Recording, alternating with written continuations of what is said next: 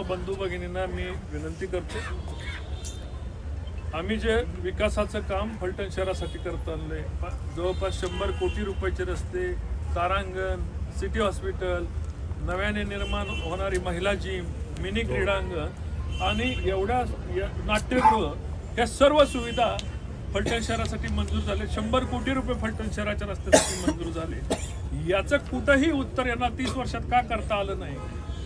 बारामती रस्ता मंजूर झाला, आसूर रस्ता मंजूर झाला, दहिवडी रस्ता मंजूर झाला, या ठिकाणी पुशेगाव रस्ता मंजूर झाला, आदरकी रस्ता झाला, पुणे फलटण झाला. ही सगळी कामं रेल्वे या ठिकाणी आम्ही मंजूर करून चालू करून दाखवली. प्रशासकीय भवन आणलं, RTO ऑफिस आणलं. फलटणचा जिल्हा करण्यासाठी प्रामाणिकपणे आम्ही प्रयत्न करतोय. हे कुठं तरी त्यांना बघवत नसल्यामुळं कायम खोटे आरोप करायचे.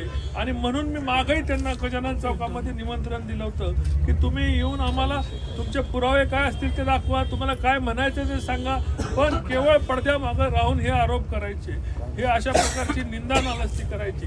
तुम्ही बोलायचं तर विकासावर बोला, फलटणसाठी 30 वर्षात तुम्ही काय केलं त्याच्यावर बोला. आणि या ठिकाणी जो गहू घोटाळा झाला फलटणमध्ये, त्या गहू घोटाळ्यावर बोला.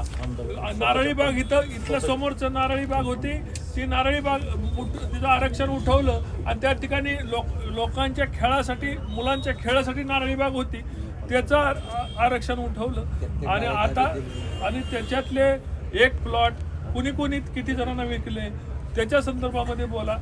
कृष्णा खोऱ्यामध्ये केलेल्या हजारो कोटी रुपयाच्या भ्रष्टाचाराबद्दल बोला. आम्ही कधीही निगेटिव्ह काम मी कधी मांडली नव्हती, पण दुर्दैवाने आम्हाला कागदपत्र घेऊन लोकांच्या समोर यावं लागलं की ही सगळी कागदपत्र आमच्याकडे आहेत.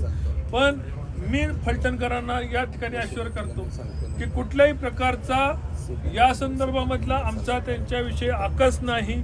कुठल्याही प्रकार ते वारंवार म्हणतात की मला जेलमध्ये घाला. चोराच्या मनात चांदणं, रणजित निंबाळकर हिची कडक कागदपत्र अनेक वर्ष आहेत, पण कधीही तुम्हाला जेलमध्ये जावं अशी, तुमची तब्येत चांगली राहावी, तुम्ही उत्कृष्ट आयुष्यात फलटणमध्ये राहावं, तुम्ही येरवडा जेलमध्ये नाही लक्ष्मी निवास पॅलेसमध्येच राहावं आणि तुमच्या पोराबाळांनी तुमची सेवा करावी. 30 वर्ष या फलटणकरांनी सेवा केली. एकदा शमशेरदादांना फलटणकरांची सेवा करण्याची संधी द्या. जे नगरसेवक फलटणला पॅनल उभं राहिलेलं आहे, त्या पॅनलला सर्वांनी जिथं घड्याळ आहे तिथं घड्याळ, जिथं कमळ आहे तिथं कमळ. वार्ड क्रमांक 1 मध्ये अपक्ष आहेत, ती मैत्रीपूर्ण लढत आहे, त्या ठिकाणी मैत्रीपूर्ण लढत आहे, त्या ठिकाणी मैत्रीपूर्ण. पण या ठिकाणी आपण फलटण शहरांनी मिळून सगळ्यांनी ठरवायला पाहिजे की 30 वर्षामध्ये केवळ यांना आरोप करता आले, काही काम करता आलं नाही. आज जाहीर निमंत्रण दिलं होतं, येता आलं नाही. 2 तास आधी जाहीर निमंत्रण दिलं, मागं 2 दिवस आधी जाहीर निमंत्रण दिलं, येऊन आरोप करायचे. तर यांना फक्त खुर्चीत बसून संपवायला येतं. जयकुमार गोरेंच्या मागं बायकांना पैसे देऊन आरोप करता येतात. रणजितसिंह निंबाळकरांना पैशाच्या मागं पैसे देऊन पुण्या मुंबईतल्या पत्रकारांवर आरोप करता येतात. फलटणची बदनामी करायची, हे कुठंतरी थांबवलं पाहिजे. जय हिंद, जय महाराष्ट्र. एक टिफाय नावाचं प्रकरण आलं. प्रत्येक ठिकाणी टिफाय बसवले गेले, ज्याची MRP होती 6,750 रुपये आणि ती घेतले गेले 8,500 रुपयांनी. 8,500 रुपयांनी घेतल्यानंतर त्याच्यावर तक्रार जिल्हाधिकाऱ्यांकडे दाखल झाली. त्या तक्रारीमध्ये जिल्हाधिकाऱ्यांनी चौकशी अधिकारी नेमला.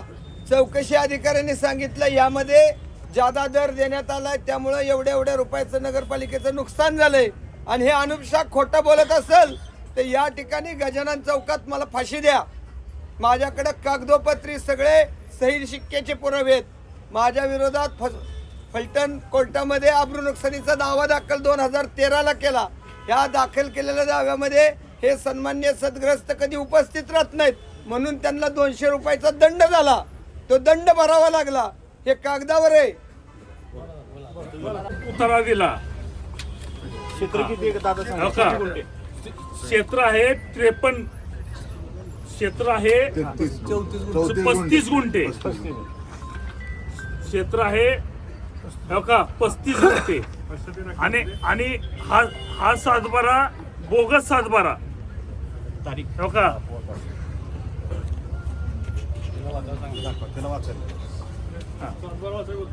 हो का 7/12 तयार झाल्यानंतर बंद होतो का 7/12? सातबारा कधी बंद झालेला ऐकलंय का? सातबारा बंद केला म्हणून हो का?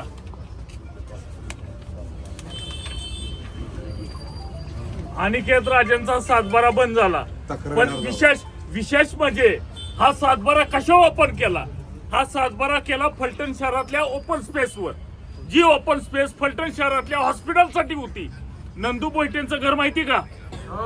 त्याच्या कडेला तो ओपन स्पेस आहे, त्या पूर्वेला त्या ओपन स्पेसवर हा बोगसरित्या सातबारा ओपन करण्यात आला होता.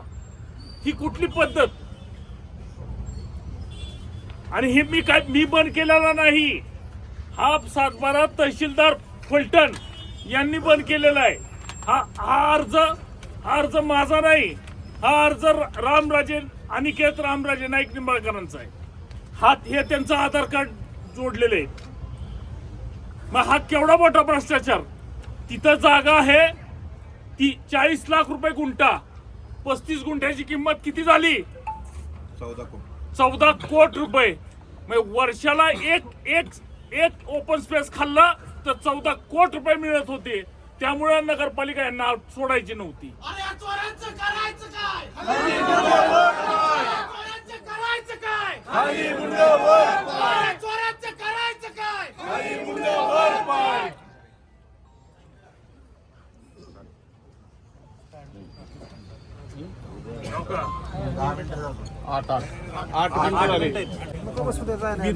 विदाउट दस्त करता सातबारा तयार होतो का कुणाचा?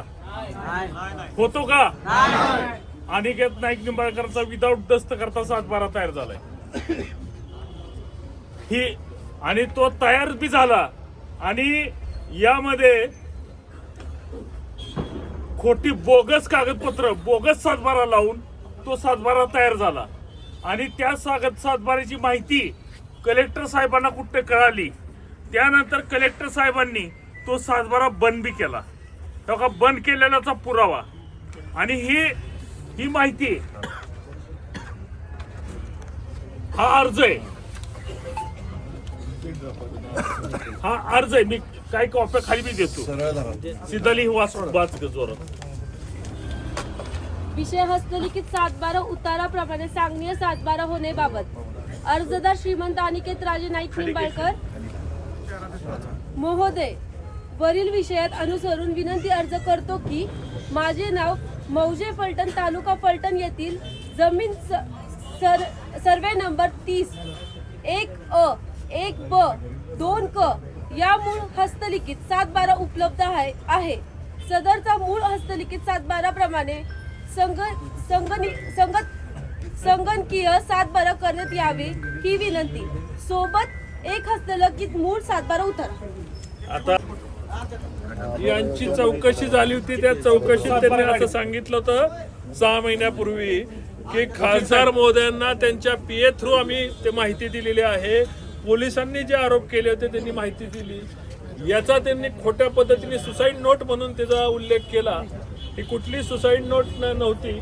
त्याच्यामध्ये बोल्ड अक्षरात त्यांनी संपदाताईचं हस्ताक्षर आहे, त्याच्यामध्ये त्यांनी लिहिलेलं आहे की मी खासदार महोदयांना त्यांच्या PA थ्रू माहिती दिली 6 महिन्यापूर्वी.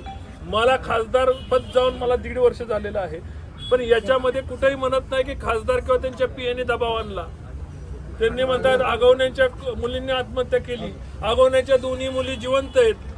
तुम्ही लोकांना खोटं कशासाठी देताय? दारिद्र्य रेषेखालचे दाखला घेऊन त्या सोसायटीचे सदस्य झाले. जे प्रकरण कोकाट्यांनी भ्रष्टाचार केला, यांनी सुद्धा विधान परिषदेचं सभापती असताना 5 लाख रुपयापेक्षा कमी उत्पन्न दाखवलं आणि तिथं भ्रष्टाचार केला. ही त्याची फायदा आहे. रामराजेंवर जे भ्रष्टाचाराचे आरोप झालेले आहेत त्याची कागदपत्र माझ्याकडे आहेत. सगळी कागदपत्र मी मोठी स्क्रीन लावायची सोय केलेली आहे. 10 वाजेपर्यंत ते आले तर स्क्रीन लावून त्यांना सगळ्या फलटणला दाखवायची तयारी आहे. लवासामध्ये जो भ्रष्टाचार झाला 70,000 कोटी रुपयाचा भ्रष्टाचार झाला. त्या भ्रष्टाचाराची कागदपत्र इथे. भ्रष्टाचाराविरुद्ध भ्रष्टाचार कुणी केला, खरा भ्रष्टाचार कुणी केला, ओपन स्पेस शहरातले कुणी खाल्ले, डबल प्लॉट कुणी कुणाला विकले, त्या प्रत्येक गोष्टीचा ओहोपोह झाला पाहिजे. लोकांना कळलं पाहिजे खरं काय आणि खोटं काय. जे खरं सत्य आहे त्यांनी आमच्यावर आरोप केले तर त्यांनी ते सिद्ध करून दाखवावे आणि आम्ही जे आरोप करतोय त्यांनी ते सिद्ध करून दाखवावे आम्ही केले नाहीत म्हणून. आम्ही प्रत्येक गोष्टीचा पुरावा आपल्या समोर पुढे मांडणार आहे. त्यांनी आता मागच्या वेळेस केलं की 5% घेतो. अरे आम्ही 5 रुपये पुन्हा चहा ऑफिसमध्ये जाऊन मी वर्षभरात पेला नाही. कुठल्या अधिकाऱ्यांना विचारावं, त्यांच्या ऑफिसमध्ये जाऊन जर चहा पिला असला तर तुम्ही सांगाल तो भूमिका घ्यायला मी तयार आहे. त्यामुळे आम्ही प्रामाणिकपणे जनतेसमोर येतोय, जनतेचे प्रश्न प्रामाणिकपणे सोडवण्याचा प्रयत्न करतोय. कुठंही भ्रष्टाचाराचा लवलेश आमच्याकडे नाहीये. प्रामाणिकपणे तुमच्यासाठी रात्रंदिवस आम्ही झटण्याचं ठरवलेलं आहे. आणि कुणी जर बिनबुडाचे आरोप आमच्यावरती करत असेल तर ते आम्ही कदापि आमचा नेता सहन करणार नाही. नेत्यांनी तुम्हाला खुलं आवाहन केलेलं आहे, रणजितदादांनी तुम्हाला खुलं आवाहन केलेलं आहे. तुम्ही त्या आव्हानाला आता साथ द्या. तुम्हाला 2 तासापूर्वी आव्हान दिलं होतं. 2 तासापूर्वी तुमच्या घरातले कुणीही प्रतिनिधी स्वतः तुम्ही रामराय साहेब तुम्ही पण आला तरी तुम्ही यावं. आणि जे पत्रकार परिषदेमध्ये जे टीव्ही चॅनलला आपण वारंवार जे बातम्या टाकत असता, बातम्या सोडत असता, नको ते आरोप नेहमीच करत असता आणि त्या आरोपात काही तथ्य नाही. कारण मुख्यमंत्री साहेबांनी आपल्याला ओपन सांगितलेलं आहे, विधानसभेमध्ये त्याची व्यवस्थित मांडणी करून ते तुम्हाला महाराष्ट्राच्या पटलावरती मांडलेलं आहे. त्याच्यामुळं तरीही तुम्ही ते कुठं थांबलेलं नाही. तुम्ही नुसतंच फलटणकरांना आणि फलटण तालुक्याला बोलवायचं काम करताय. हे एकदा खरं ते खरं, खोटं ते खोटं, एकदा समोरासमोर या आणि आपली भूमिका स्पष्ट करा.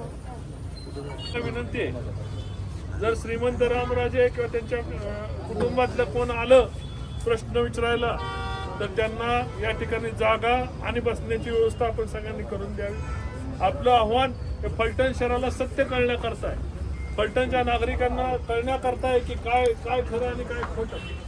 फलटणच्या नागरिकांना कळण्याकरता आहे की जे मुख्यमंत्री महोदयांनी सांगितलं फलटणचा विकास कुणी केला, ते विकास करण्याकरता हे आव्हान. श्रीमंत रामराजे त्यांचे कुटुंबीय आले तर त्यांच्यासाठी फुलाचा बुके आणि बसण्याची व्यवस्था, पाण्याची बाटली हे आपलं देण्याचं कर्तव्य आहे. तुम्हाला मान्य आहे ना? कुणीही त्यांच्या विरोधात काही घोषणा द्यायची नाही, बरोबर? आले पाहिजेत. फक्त माझी रामराजे साहेबांना या ठिकाणी खुल्या चर्चेची मी विनंती केलेली आहे. 2 तासापूर्वी वेगवेगळ्या माध्यमातून त्यांना निमंत्रण दिलेलं आहे. अजून 10 वाजेपर्यंतच या ठिकाणी बोलण्याची संधी आहे. 10 वाजेपर्यंत त्यांनी यावं आणि जे तुम्ही प्रश्न इतर लोकांना पुण्या मुंबईच्या विचारायला लावताय त्यांना त्यासाठी पैसे देतात, त्यापेक्षा तुम्हीच विचारा ना. तुमचं एवढं बुद्धिमान आहात तुम्ही जे प्रश्न संपदाताईबद्दल विचारायला तयार आहेत, अन्य दहशती बनव. मी रणजितसिंह निंबाळकर वचन देतो की प्रत्येक प्रश्नाचं उत्तर शांतपणे देणार आहे. आमदार साहेबांना विनंती करतो, बोला. आता जे दादांनी